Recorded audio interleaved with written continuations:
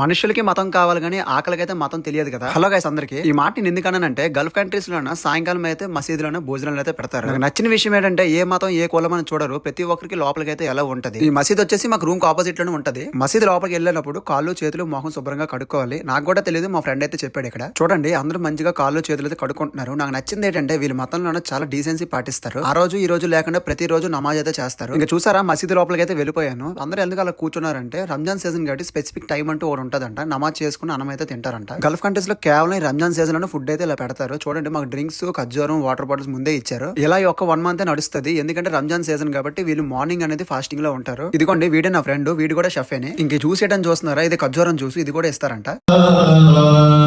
ఇంకా నమాజ్ అయితే స్టార్ట్ అయిపోయింది. నమాజ్ పూర్తి అయిపోయింది, భోజనం అయితే చేస్తాము. ఇంకా మన సైడ్ మండీలో ఎలా తింటాం ఇక్కడ కూడా అంతే. నలుగురు అయితే గ్రూప్ అయితే అవ్వాలంట. మన నలుగురికి ఫుడ్ అయితే వచ్చింది. చూడండి ఫ్రూట్స్, డ్రింక్స్ కూడా మళ్ళీ పంపించారు. చూడండి ఈ రోజు మా ఫుడ్ వచ్చేసి చికెన్ బిర్యానీ వచ్చింది. ఇంకా మొగమాటం లేకుండా కడుపు నిండా బిర్యానీ అయితే తినేసాను. ఇంక ఈ రీల్ వచ్చేసి మీ ముస్లిం సోదరికి షేర్ చేయండి. Thank you guys.